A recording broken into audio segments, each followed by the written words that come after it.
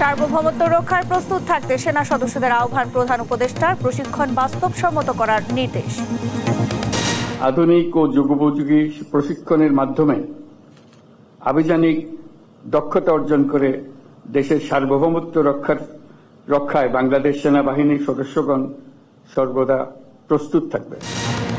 যমুনা নদীর উপর সবচেয়ে বড় রেলওয়ে সেতু দিয়ে পূর্ণ গতিতে চলল ট্রেন, সফল পরীক্ষা শেষে শিগগিরই উদ্বোধন। দলীয় প্রভাবে সাংবাদিকতা বিশ্বাসযোগ্যতা হারিয়েছে, চট্টগ্রামে গণমাধ্যম সংস্কার কমিশন প্রধান। বিগত 15 বছরে লেজুর বৃত্তির অভিযোগ। দলীয় আনুগত্যে বা দলবাজিতে লিপ্ত হয়ে পড়েছেন, যে তারা অস্ত্র হাতেও নেমেছে। দলীয় প্রভাবের কারণে সাংবাদিকতা অনেকাংশেই বিশ্বাসযোগ্যতা হারিয়েছে। 3 দিন পর দেখা মিলল সূর্যের, ভোগান্তি কমেনি ছিন্নমূল শ্রমজীবী মানুষের, 10 ঘন্টা পর স্বাভাবিক নৌযান চলাচল। এবং বগুড়ায় সরকারি গুদামে চাল দিচ্ছে না কৃষক, চড়া বাজার সিন্ডিকেটের কারসাজিতে অস্থিরতা, অভিযোগ ক্রেতা বিক্রেতার। দেখছিলেন দেশ জনপদ সংবাদ শিরোনাম, সঙ্গে আছি আমি শারমিন নাসি। এবারে বিস্তারিত। দেশের সার্বভৌমত্ব রক্ষায় সর্বদা সেনা সদস্যদের প্রস্তুত থাকার আহ্বান জানিয়েছেন অন্তর্বর্তী সরকারের প্রধান উপদেষ্টা ডক্টর মোহাম্মদ ইউনূস। আভিযানিক দক্ষতা, সাহসিকতা ও পেশাদারিত্ব অর্জনে সেনা সদস্যদের প্রশিক্ষণ বাস্তবসম্মত করার নির্দেশনাও দিয়েছেন তিনি। বিস্তারিত সাইফুল রিপনের প্রতিবেদনে। রোববার 55 পদাতিক ডিভিশন আয়োজিত রাজবাড়ী সামরিক প্রশিক্ষণ এলাকায় সেনাবাহিনীর ম্যানুভার অনুশীলন 2024-25-এ একটি পদাতিক ব্রিগেড গ্রুপের অনুশীলন পরিদর্শন করেন অন্তর্বর্তী সরকারের মাননীয় প্রধান উপদেষ্টা ডক্টর মোহাম্মদ ইউনূস। তাকে অভ্যর্থনা জানান 3 বাহিনীর প্রধান। ঘণ্টাব্যাপী অনুশীলনে অত্যাধুনিক সমরাস্ত্রে সজ্জিত সেনা সদস্যরা সত্যিকারের যুদ্ধের পরিবেশ সৃষ্টির মাধ্যমে আক্রমণ অনুশীলন করেন। অনুশীলনে বাংলাদেশ সেনাবাহিনীর বিভিন্ন প্রকারের অত্যাধুনিক ট্যাঙ্ক, এপিসি, গোলন্দাজ বাহিনীর কামান, পদাতিক, ইঞ্জিনিয়ার্স ও কমান্ডো সহ সব আর্মস এবং সার্ভিসেস অংশগ্রহণ করে। এছাড়া বাংলাদেশ বিমান বাহিনীর যুদ্ধবিমান, আর্মি এভিয়েশন বিমান, হেলিকপ্টার এবং প্যারাকমান্ডোরাও অংশ নেন প্রশিক্ষণে। অনুশীলনে সমাপনী বক্তব্যে প্রধান উপদেষ্টা ডক্টর মোহাম্মদ ইউনূস বলেন, বাংলাদেশ সেনাবাহিনী জাতির অহংকার ও বিশ্বাসের জায়গা। আধুনিক ও যুগোপযোগী প্রশিক্ষণের মাধ্যমে আভিযানিক দক্ষতা অর্জন করে দেশের সার্বভৌমত্ব রক্ষায় বাংলাদেশ সেনাবাহিনীর সদস্যগণ সর্বদা প্রস্তুত থাকবে। সেই লক্ষ্যে সেনা সদস্যদের প্রশিক্ষণ হতে হবে বাস্তবসম্মত। আমি নিশ্চিত বাংলাদেশ সেনাবাহিনীর প্রশিক্ষণের এই লক্ষ্যকে সামনে রেখেই এগিয়ে চলেছে। অনুশীলনে অংশগ্রহণকারী সেনা সদস্যদের দক্ষতা ও উঁচুমানের প্রশিক্ষণের প্রশংসা করেন প্রধান উপদেষ্টা। আজকের এই মহড়ায় বাংলাদেশ সেনাবাহিনীর প্রদর্শিত দক্ষতা অত্যন্ত প্রশংসনীয়। এই মহড়া দেখে আমিও সেনাবাহিনী, বিমান বাহিনীর সক্ষমতা সম্পর্কে আরো আত্মবিশ্বাসী হয়েছি। ভবিষ্যতে সশস্ত্র বাহিনীর এই সক্ষমতা আরো আধুনিকায়নের জন্য আমরা কাজ করে যাব। প্রধান উপদেষ্টার সঙ্গে অন্যান্য উপদেষ্টা, সশস্ত্র বাহিনীর ঊর্ধ্বতন কর্মকর্তারাও অনুশীলন প্রত্যক্ষ করেন। মোহাম্মদ সাকিব, দেশ টিভি, রাজবাড়ী। যমুনা নদীর উপর নির্মিত দেশের সবচেয়ে বড় রেলওয়ে সেতু দিয়ে পূর্ণ গতিতে চলল ট্রেন। রোববার সকাল 9:20 প্রথম পরীক্ষামূলক ট্রেন দুটি সফলভাবে সেতু অতিক্রম করে। প্রথমে 80 কিলোমিটার গতিতে চলে ট্রেন। এক পর্যায়ে কাঙ্ক্ষিত গতি 120 কিলোমিটার বেগে ছুটতে সক্ষম হয় পরীক্ষামূলক ট্রেন দুটি। এর আগে গেল 26 নভেম্বর সর্বোচ্চ 40 কিলোমিটার গতিতে সেতুতে পরীক্ষামূলক ট্রেন চালানো হয়। প্রকল্প পরিচালক মাসুদুর রহমান বলেন, সোমবারও পূর্ণ গতিতে পরীক্ষামূলকভাবে ট্রেন চালিয়ে ভুল ত্রুটি শনাক্ত করা হবে।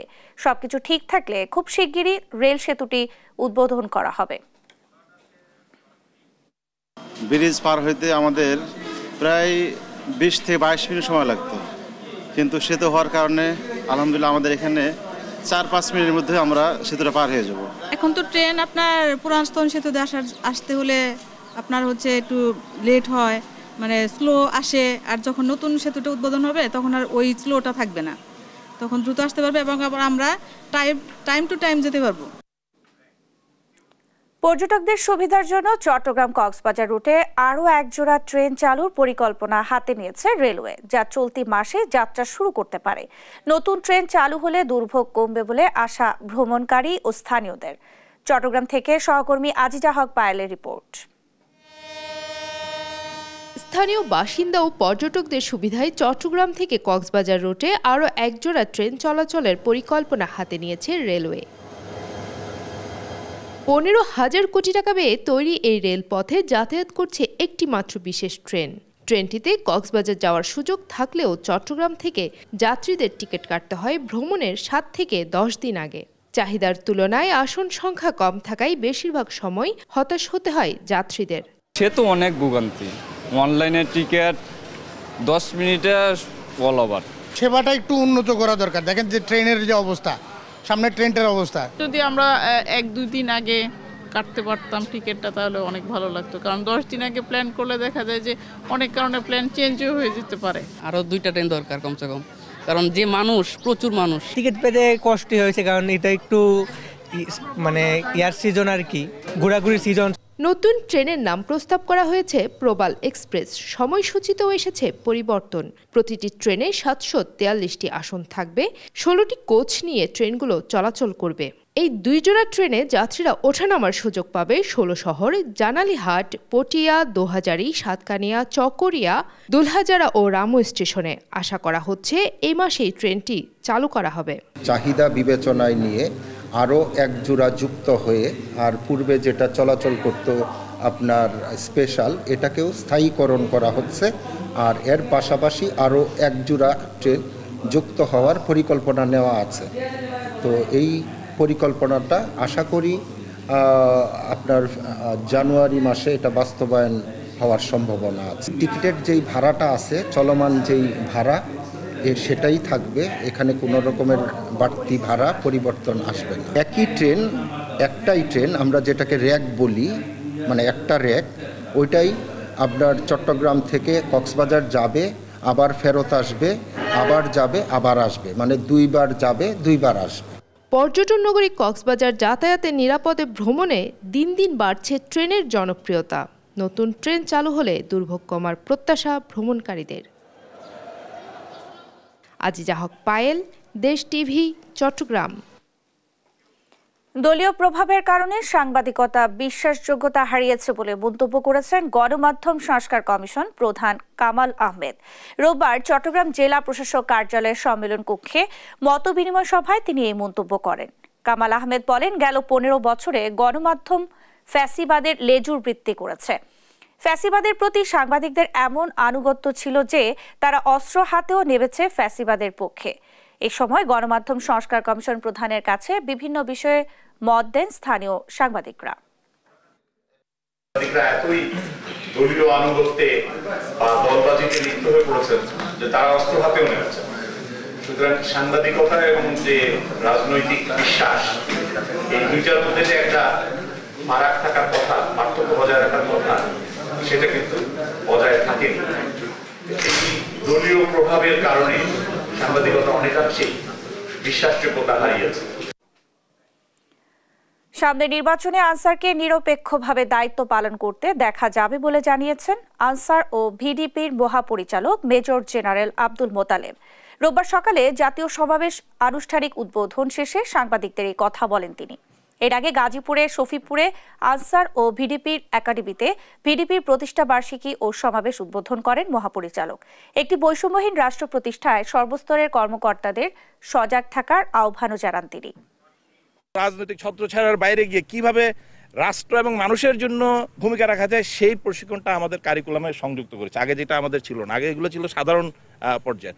সো আমাদের ইলেকশনের প্রস্তুতিটা আসলে আমাদের সংস্কারের সাথে এবং এদের নিজেদের ভূমিকার যে উন্নয়ন, সেটার সাথে সম্পৃক্ত। এটা একই সাথে চলছে। ইনশাল্লাহ আপনারা ইলেকশনের আগে এই আনসার এবং ভিডিপিকে একটা ভিন্ন রূপে দেখবেন, যে neutrally they will play their role, যে জনগণ যেটা চায় ফেয়ার ইলেকশন এবং জোরালো ভূমিকা যে কোনো ধরনের অনিয়মের ক্ষেত্রে তাদেরকে সেই জায়গায় পাবেন। দেশজুড়ে টানা 3 দিন মৃদু শৈত্য প্রবাহের পর দেখা মিলল সূর্যের। বেলা বাড়ার সঙ্গে সঙ্গে ঝলমলে রোদের কারণে কমেছে শীতের তীব্রতা, স্বস্তি ফিরেছে জনমনে। তবে ভোগান্তি কমেনি ছিন্নমূল ও শ্রমজীবী মানুষের। এদিকে ঘন কুয়াশায় প্রায় 10 ঘন্টা বন্ধ থাকার পর স্বাভাবিক পাটুরিয়া, দৌলতদিয়া এবং আরিচা কাজিরহাট নৌ রুটে ফেরি সহ সব ধরনের নৌযান চলাচল। সহকর্মীদের পাঠানো তথ্য ছবিতে সালমা জাহানের রিপোর্ট। দেশের দক্ষিণ পশ্চিমের জেলা চুয়াডাঙ্গা। ঘন কুয়াশা আর কনকনে ঠান্ডায় জবুথুবু জনজীবন। জেলায় সকাল 9টায় তাপমাত্রা রেকর্ড করা হয় 12 ডিগ্রি সেলসিয়াস। বাতাসের আর্দ্রতা 98%। জীবিকার তাগিদে তীব্র শীত উপেক্ষা করে কাজে বের হতে হচ্ছে শ্রমজীবী মানুষকে। এত পরিমাণ কুয়াশা পড়েছে, এক হাত পর মানুষজন দেখা যাচ্ছে না, গাড়ি ঘোড়া চলা খুব সমস্যা হচ্ছে। সন্ধ্যার থেকে শীত, কুয়াশা, গুড়ি গুড়ি বৃষ্টির মতন শীত পড়ছে। অন্যান্য দিনের তুলনায় আজকে শীতের তীব্রতা অনেক বেশি। বরিশালে অব্যাহত শীতের তীব্রতা। খড়কুটো জ্বালিয়ে শীত নিবারণের চেষ্টাও করছেন অনেকে। এমনকি ঘন কুয়াশার কারণে সড়কে হেডলাইট জ্বালিয়ে যানবাহন চলাচল করতে দেখা যায়। ছোট ছোট মনে করেন রোড থেকে ছোট ছোট গাড়ি বাইর হয়, এই জন্য আরো সমস্যা হয় বেশি। গরিব মানুষ না করে পারবো না, শীতের অপেক্ষা যদি আমরা ঘরে বসে থেকে খামু কি। ঘন কুয়াশার কারণে প্রায় 10 ঘন্টা বন্ধ থাকে পাটুরিয়া, দৌলতদিয়া এবং আরিচা কাজিরহাট নৌ রুটে ফেরি সহ সব ধরনের নৌযান চলাচল। মাঝ নদীতে 4টি ফেরি আটকা পড়ে। ভোগান্তিতে পড়েন উভয় ঘাটে আটকা পড়া 2 শতাধিক যানবাহনের চালক ও যাত্রীরা। কুয়াশার কারণে এই যে ঘন্টার পর ঘন্টায় যে ঘুমাই থাকতে হয়, রাস্তাঘাটে পড়ে থাকতে হয়, এর যেন কোনো ব্যবস্থা করে সরকার। কুড়িগ্রামে সূর্যের দেখা মিললেও হিমেল হাওয়ায় কমেনি শীতের তীব্রতা। জেলায় সকাল 9টায় 13 ডিগ্রি সেলসিয়াস তাপমাত্রা রেকর্ড করে রাজারহাট আবহাওয়া পর্যবেক্ষণ কেন্দ্র। এদিকে 3 দিন পর নোয়াখালীতে দেখা মিলেছে সূর্যে, এতে জনমনে কিছুটা স্বস্তি ফিরেছে। শীতের কারণে আমরা গাড়ি চালাতে পারতেছি না, ঠান্ডা আমাদের হাত পা কাঁপে। ছিন্নমূল মানুষ, গরিব মানুষ শীতে খুব কষ্ট পাচ্ছে। আগামী সপ্তাহে আরেকটি মৃদু শৈত্যপ্রবাহেরও পূর্বাভাস দিয়েছে আবহাওয়া অফিস। সালমা জাহান, নিউজ ডেস্ক, দেশ টিভি। পোষ্য কোটা বাতিল সহ 9 দফা দাবিতে চট্টগ্রাম বিশ্ববিদ্যালয়ে অবস্থান কর্মসূচি পালন করছে শিক্ষার্থীরা। রোববার দুপুরে বিশ্ববিদ্যালয়ের শহীদ মিনারের সামনে অবস্থান কর্মসূচি পালন করেন তারা। মুক্তিযোদ্ধার নাতি নাতনি কোটা, পোষ্য কোটা সহ সব ধরনের অযৌক্তিক কোটা বাতিল করা, ভর্তি আবেদন ফি 200 টাকা নির্ধারণ করা, বিশ্ববিদ্যালয়ের শিক্ষার্থীদের জন্য স্বাস্থ্য বীমা চালু করা সহ নানা দাবি নিয়ে এর আগেও মানববন্ধন, অবস্থান কর্মসূচি সহ প্রশাসনের সাথে বৈঠক করেন শিক্ষার্থীরা। এবার দাবি আদায় না হলে কঠোর কর্মসূচি পালনের হুঁশিয়ারি দেন শিক্ষার্থীরা।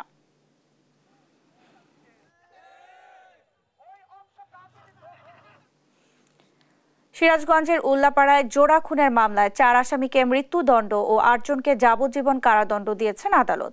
রোববার সিরাজগঞ্জের অতিরিক্ত জেলা ও দায়রা জজ মাহবুবুর রহমানের আদালত এই আদেশ দেন। মৃত্যুদণ্ডপ্রাপ্তরা হলেন উল্লাপাড়া উপজেলার চকপাঙ্গাসী গ্রামের হাসানুর রহমান হাসু, কাউসার আলী, মোয়াজ্জেম হোসেন রিন্টু ও জাহিদুল ইসলাম জালিম। মৃত্যুদণ্ডপ্রাপ্ত 4 জনকে 50,000 টাকা অর্থদণ্ড প্রদান করা হয়েছে। এছাড়া যাবজ্জীবন কারাদণ্ডপ্রাপ্ত 8 জনকে 25,000 টাকা করে জরিমানা, অনাদায়ে আরও 3 মাসের বিনাশ্রম কারাদণ্ড দেওয়া হয়। আদালতের অতিরিক্ত পিপি অ্যাডভোকেট হামিদুল ইসলাম দুলাল এই তথ্য নিশ্চিত করেছেন।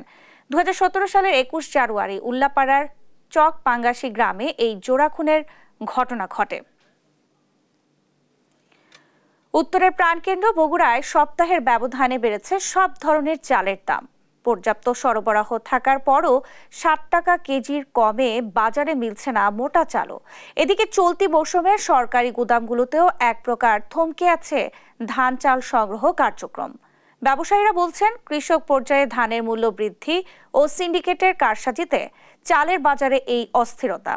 অন্যদিকে খাদ্য বিভাগ বাজার মনিটরিং এর মাধ্যমে পরিস্থিতি স্বাভাবিক করার প্রত্যাশা জানালেও ব্যবসায়ীরা বলছেন আমদানিতে নানা জটিলতার কথা। বিস্তারিত সঞ্জু রায়ের প্রতিবেদনে।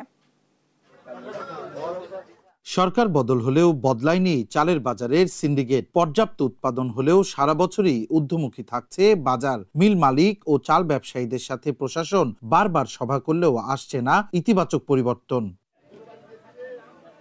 বগুড়ায় সপ্তাহের ব্যবধানে বেড়েছে সব ধরনের চালের দাম। ৭৫ টাকা কেজি কাটারি চাল ৮০, ৬০ টাকা কেজির আটা ৬৬ আর নাজিরশাল চালের দাম ঠেকেছে ৯০ টাকায়। গত মাসের তুলনায় দামের পার্থক্য কেজিতে বেড়েছে ৫ থেকে ১০ টাকা। এমন পরিস্থিতিতে নাভিশ্বাস ক্রেতার। চাউলের দাম গত সপ্তাহের চেয়ে এই সপ্তাহে একটু বেশি, কেজি প্রতি ৪ টাকা ৫ টাকা বেশি। ক্রয় ক্ষমতার বাইরে চলে গেছে। বস্তা নিতাম ১৯৫০ টাকা, সেটা ২১৫০ টাকা ২৫ কেজি। টাউনের মানুষ উপরের দিকটা তো ভালো রাখতে হবে, ভিতরে চলার মতো ক্ষমতা আমাদের নাই।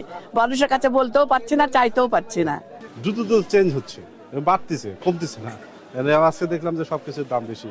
এটা আমাদের জন্য সত্যি খুব দুঃখজনক এবং কষ্টের। এটা সরকারের খুব দ্রুত পদক্ষেপ নেওয়া উচিত।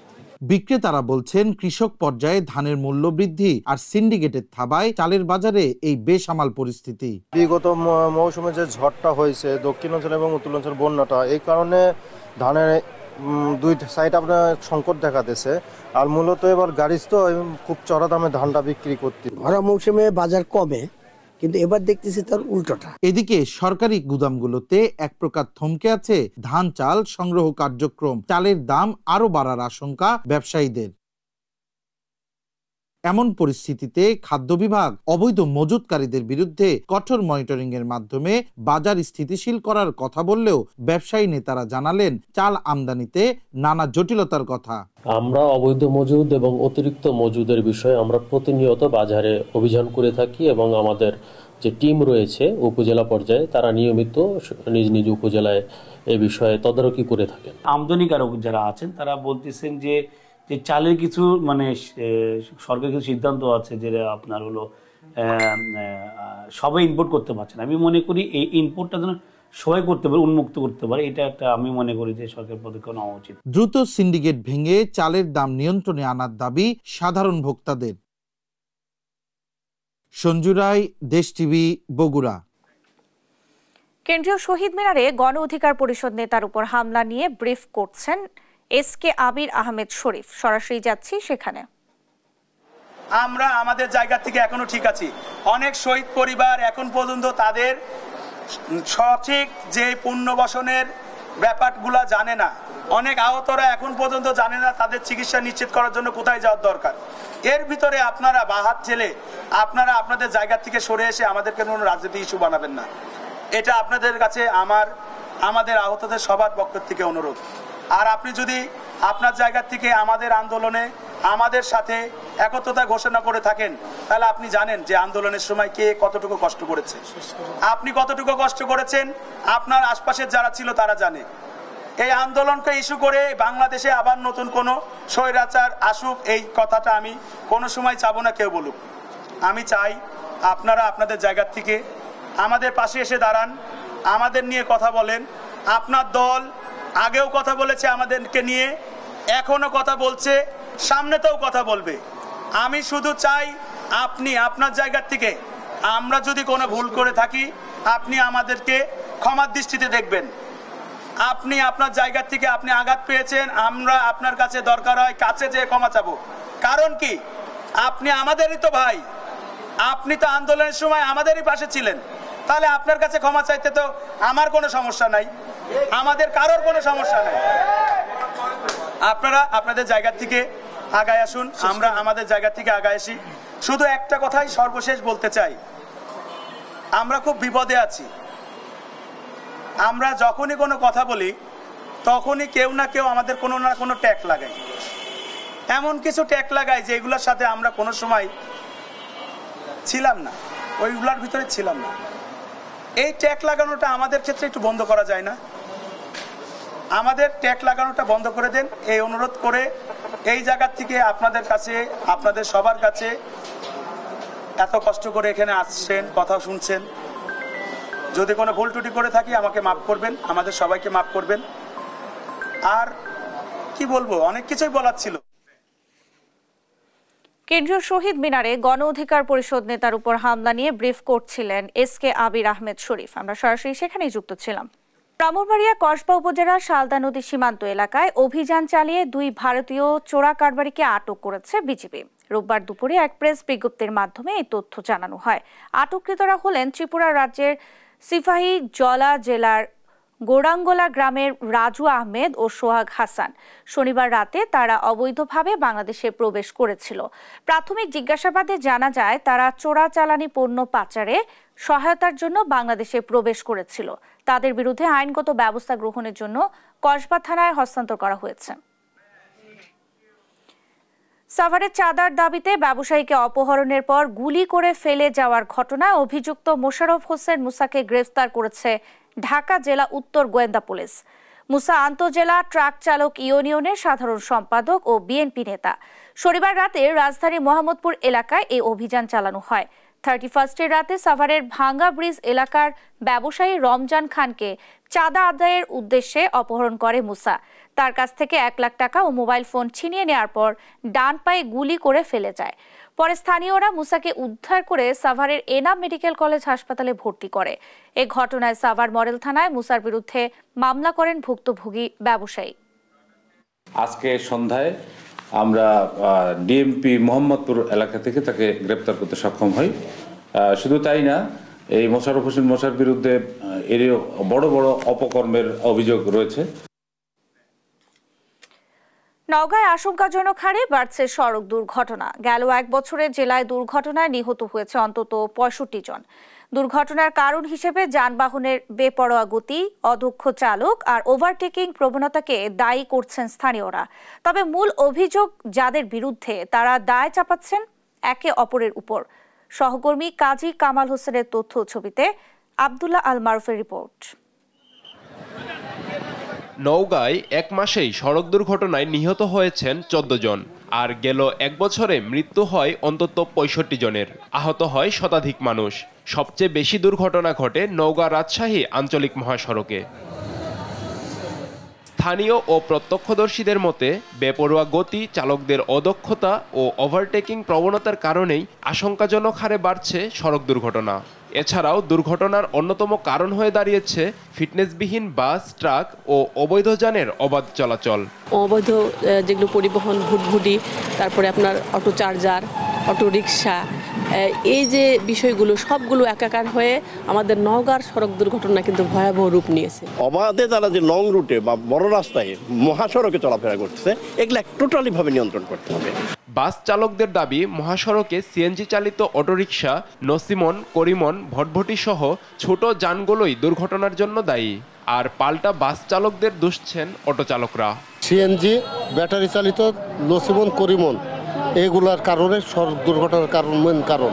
এরা ডানবাম কিছু বুঝে না, এসে মাথা ভরে দেয়। হাইওয়ে গাড়িগুলা যারা আসে, এরা এত স্পিডে গাড়ি চালায়, এদেরকে দেখার মতো বাংলাদেশে কেউ নাই। বাস চালারা মনে করেন হেল্পার দিয়ে গাড়ি চালায়, এত দ্রুত গতিতে গাড়ি চালায় ওনারা, যে মনে করেন রাস্তাঘাটে গেলে আমাদের জন্য না, আরো অনেক গাড়ির ক্ষতি হয়। দুর্ঘটনা রোধে লাইসেন্সবিহীন চালক ও অনিবন্ধিত যান চলাচল বন্ধে অভিযানের পাশাপাশি জনগণকেও সচেতন হওয়ার পরামর্শ পুলিশের। ড্রাইভারদের এবং হেল্পারদের ড্রাইভিং লাইসেন্স, গাড়ির কাগজপত্র যথাযথ আছে কিনা, যেটার কারণে অধিকাংশ অ্যাক্সিডেন্ট হয়ে থাকে, ওই বিষয়গুলো আমরা তদারকির নিমিত্তে নিয়মিতই চেকপোস্ট করে থাকি। সড়কে শৃঙ্খলা ফিরিয়ে এনে দুর্ঘটনা প্রতিরোধে সম্মিলিত উদ্যোগ নেওয়ার দাবি সংশ্লিষ্টদের। নিউজ ডেস্ক, দেশ টিভি। চট্টগ্রামের সীতাকুণ্ডের ডিসি পার্কে শুরু হয়েছে মাসব্যাপী ফুল উৎসব। মন্ত্রী পরিষদ সচিব ডক্টর শেখ আব্দুর রশিদ উৎসবটি উদ্বোধন করেন। 136 প্রজাতির দেশি বিদেশি ফুলের দেখা মিলেছে উৎসবে। শুরুর দিনই ফুলের অপূর্ব সৌন্দর্য দেখতে ভিড় জমান দর্শনার্থীরা। সহকর্মী একেএম নাজিম ও আজিজা হক পায়েলের তথ্য ছবিতে ডেস্ক রিপোর্ট।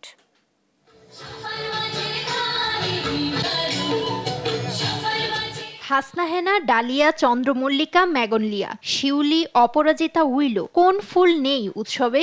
দেশি বিদেশি 136 প্রজাতির কয়েক লাখ ফুলের সমারোহে সেজেছে চট্টগ্রামের সীতাকুণ্ডের ডিসি পার্ক।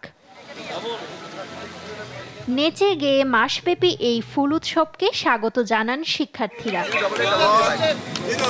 প্রতিদিন সকাল 10টা থেকে রাত 8টা পর্যন্ত খোলা থাকবে পার্ক। টিকিট জনপ্রতি 50 টাকা। উৎসব ঘিরে থাকছে পিঠা, হস্তশিল্প, নাচ, গান, চিত্র প্রদর্শনী ও মিউজিক ফেস্ট। এই আয়োজন নিয়ে উচ্ছ্বাস প্রকাশ করেছেন দর্শনার্থীরা। আমি ঢাকা থেকে এসেছি, ঢাকা বসুন্ধরা থেকে এসেছি। মানে এত ভালো লাগছে যে ভাষায় প্রকাশ করার মতন না। আমাদের দেশে এত সুন্দর একটা পরিবেশে সুন্দর এতগুলো প্রায় 100-র উপরে আমি যেই সমস্ত ফুল দেখলাম, যে এদের নিয়ে একটা এক্সিবিশন করছে, মানে এক কথায় দারুণ। এত সুন্দর একটা ফুলের উৎসব না দেখলে বিশ্বাস করতাম না, মানে খুবই ভালো লাগতেছে। পাবনা থেকে আসছি, আমার ফ্যামিলি নিয়ে আসছি চট্টগ্রাম ঘুরে দেখার জন্য। এখানে জানতে পারলাম যে এখানে একটা উৎসব হচ্ছে, ফুল উৎসব। তো এখানে এসেছি, এত প্রকারের ফুল দেখেছি, আমি মুগ্ধ। তরুণদের জন্য সুস্থ বিনোদনের জায়গা হিসেবে ডিসি পার্ককে গড়ে তোলার প্রত্যাশা ব্যক্ত করেন জেলা প্রশাসক। নির্মল আনন্দ খুঁজে পাওয়ার জায়গা আসলে চট্টগ্রামে খুব কম আছে। আমরা সুস্থ বিনোদনের জায়গা হিসেবে ডিসি পার্কটাকে দেখতে চাই। এ ফুল উৎসব মনের সমৃদ্ধি করবে বলে জানান মন্ত্রিপরিষদ সচিব। চট্টগ্রামের একটা বড় ঐতিহ্য হলো মেজবান। এই মেজবান খাওয়ার রসনা তৃপ্তি হয় সকলের, আর মনের যে রিচনেস বা সমৃদ্ধি, সেটা এই ধরনের উদ্যোগ দিয়ে সম্ভব। চট্টগ্রাম ফুল উৎসব 2025 চলবে 4 ফেব্রুয়ারি পর্যন্ত। নুসরাত শোভা, নিউজ ডেস্ক, দেশ টিভি। চাঁপাইনবাবগঞ্জে চলছে 2 দিন ব্যাপী লোকনাট্য সমারোহ। শনিবার বিকেলে জেলার পুরাতন স্টেডিয়াম মাঠে শুরু হয়েছে এই উৎসব। জেলা শিল্পকলা একাডেমি ও জেলা প্রশাসনের আয়োজনে বিভিন্ন পরিবেশনার মাধ্যমে জেলার ইতিহাস, ঐতিহ্য তুলে ধরেন স্থানীয় শিল্পীরা। আকর্ষণ ছিল হারানুদ্দিনের যোগের গানের। সহকর্মী তারেক রহমানের রিপোর্ট, জানাচ্ছেন আপন অপু। চাঁপাইনবাবগঞ্জের পুরাতন স্টেডিয়াম মাঠে লোকনাট্য সমারোহে ফিরে এসেছে হারিয়ে যেতে বসা শত বছরের পুরনো যোগের গান। এই গান শুনে মন চাঙ্গা হতো তৎকালীন রাজা বাদশাদের। হারানো সেই গানকে আবারও দর্শকদের মাঝে আনন্দ দিতে চর্চা শুরু করেছেন কয়েকজন দরিদ্র পরিবারের কৃষক শ্রমিক। তৈরি করেছেন ভোলাহাট উপজেলায় সঞ্চারী শিল্পী গোষ্ঠী নামে একটি সাংস্কৃতিক সংগঠন। পৃষ্ঠপোষকতা পেলে আবারও প্রাণ ফিরবে এই গানে। এই যোগীর গানটা খুব একটা করা না, কারণ এই গানটা হারিয়ে গেছি। শিখতে পারি, মনে হয় যে অনেক মজা করে গানটা করতে পারবো। আমরা চেষ্টা করতেছি যে এই যাবত আমরা যারা শিক্ষা লাভ করেছি, আমার অনেক মুরব্বীরা তারা মারা গেছে, এই কারণে আমরা গানটা পিছনে পড়ে গেছি। এই যোগীর গান আমাদের ইউনিয়নে প্রথম করেন উজাল গায়েন, তারপরে তার শিষ্য ফাঁকি গায়েন, তারপরে জাফর আলী, তারপরে হিয়াসুদ্দিন, অনেকে আছেন এখনো যারা এই গানের সাথে সংশ্লিষ্ট আছেন, কিন্তু তাদের বয়োবৃদ্ধের কারণে এই গানটা একেবারে হারিয়ে যাওয়ার মধ্যে। শনিবার শুরু হওয়া 2 দিন ব্যাপী লোকনাট্য সমারোহে হারানো দিনের সংস্কৃতি উপভোগ করতে পেরে উচ্ছ্বসিত সব শ্রেণী পেশার মানুষ। জানালেন ভালো লাগার কথা। একটা ভালো লাগার বিষয় যে আমরা যারা ছোট রয়েছি কিংবা তরুণ রয়েছি কিংবা যুবক রয়েছি, আমরা কিন্তু নতুন ভাবে এগুলো দেখছি। আমি আমার পরিবার বর্গ নিয়ে এখানে এসেছি এবং উপভোগ করছি, খুব ভালো লাগছে। চাঁপাইনবাবগঞ্জের স্থানীয় সংস্কৃতি টিকিয়ে রাখার উদ্যোগ নেওয়ার কথা বলছেন জেলা প্রশাসক ও পুলিশ সুপার। চাঁপাইনবাবগঞ্জের এই যে সংস্কৃতির প্রতি আকর্ষণ, মানুষের সম্পৃক্ততা, এটা সত্যি মনে রাখার মতো। আমাদের যুব সমাজকে তাদেরকে যদি আমরা এইভাবে আনন্দ বিনোদনের মাধ্যমে সম্পৃক্ত রাখতে পারি, তাহলে সুস্থ যে সংস্কৃতি চর্চা সেটা অব্যাহত থাকবে। আগামী দিনে যোগের গান সহ জেলার ঐতিহ্যবাহী সংস্কৃতি রক্ষায় প্রচেষ্টা অব্যাহত রাখার প্রত্যয় জেলা কালচারাল অফিসারের। বাংলাদেশের যে কালচার আঙ্গিক গুলো রয়েছে এবং স্থানীয় বা এরিয়া ভিত্তিক বা অঞ্চল ভিত্তিক বা জেলা ভিত্তিক যে সংস্কৃতিগুলো রয়েছে, বাঙালি সংস্কৃতি, সেই সুস্থ ধারা সংস্কৃতি তুলে ধরাই হচ্ছে আমাদের মূল লক্ষ্য। সচেতন নাগরিকদের প্রত্যাশা, পুরনো দিনের সংস্কৃতির বিস্তারের মাধ্যমে রোধ হবে অপসংস্কৃতির চর্চা। নিউজ ডেস্ক, দেশ টিভি। চাঁপাইনবাবগঞ্জে চলছে 2 দিন ব্যাপী লোকনাট্য সমারোহ। এই নিয়ে আরো জানাতে যুক্ত হচ্ছেন সহকর্মী তারেক রহমান। তারেক, কেমন চলছে লোকনাট্য সমারোহের 2য় দিনের আয়োজন, বিস্তারিত জানাবেন। ন্যান্সি, আপনাকে বলে রাখি, তারুণ্যের উৎসব লোকনাট্য সমারোহ চলছে চাঁপাইনবাবগঞ্জের স্টেডিয়ামে। এই স্টেডিয়ামে আজ 2য় দিনের মতো চলছে। এখানে কিন্তু চাঁপাইনবাবগঞ্জের ইতিহাস, সংস্কৃতি নিয়ে সাংস্কৃতিক অনুষ্ঠান, জেলার ঐতিহ্যবাহী শিল্পীরা কিছুক্ষণ আগে কিন্তু কোল সম্প্রদায়ের শিল্পীরা তাদের সাংস্কৃতিক এই মুহূর্তে কিন্তু প্রদর্শন করতে মহানন্দিতা ঝান্ডি দল, আসলে এই ঝান্ডি দল কিন্তু বর্তমানে যে বৈষম্য বিরোধী ছাত্র আন্দোলন হয়েছিল সেই আন্দোলনের তারা বিভিন্ন দিক তারা তুলে ধরে কিন্তু তারা সন্ত্রাস পোষণ করছে। তারা আবু সাহিদ এবং মুক্তিকে তারা কিন্তু স্মরণ করছে এবং বর্তমানে স্বৈরাচার হাসিনার আমলে যেসব দুর্নীতি হয়েছিল এবং তার পরবর্তীতে ছাত্র সমাজের শিক্ষার্থীরা যে আন্দোলন গড়ে তুলেছিল সেই আন্দোলনগুলো তারা কিন্তু শুনে শুনে তারা বর্ণনা করছেন। এনএনসি আমরা একটু শুনতে পারি তাদের গানটা।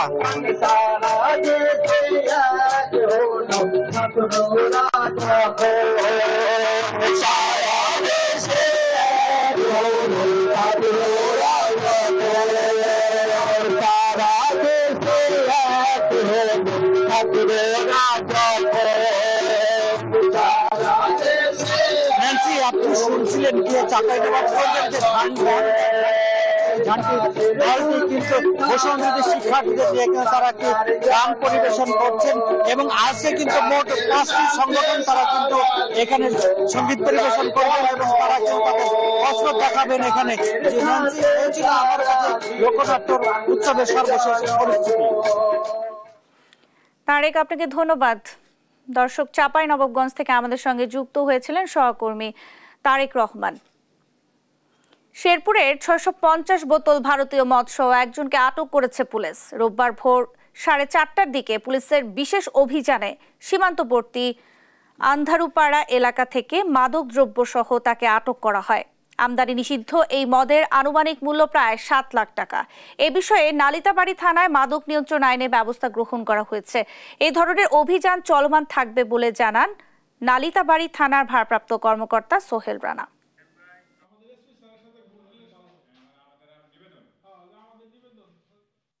ভোর অনুমান 4:30টার দিকে একদল চোরাকারবারি এই ভারতীয় মদের বস্তা ওই কার্টুনে ভর্তি করে নিয়ে আসতেছিল। দেখার পর তারা সন্দেহ হয়ে জিজ্ঞাসাবাদ করার জন্য ডাক দিলেই তারা আপনার মদের বোতল ফেলে এলোমেলো দৌড়াদৌড়ি শুরু করে। তার মধ্যে আমরা একজনকে আটক করতে সক্ষম হই। এই ছিল এখনকার দেশ জনপদ সংবাদ। পরের বুলেটিন দেখার আমন্ত্রণ রইল। ধন্যবাদ সবাইকে।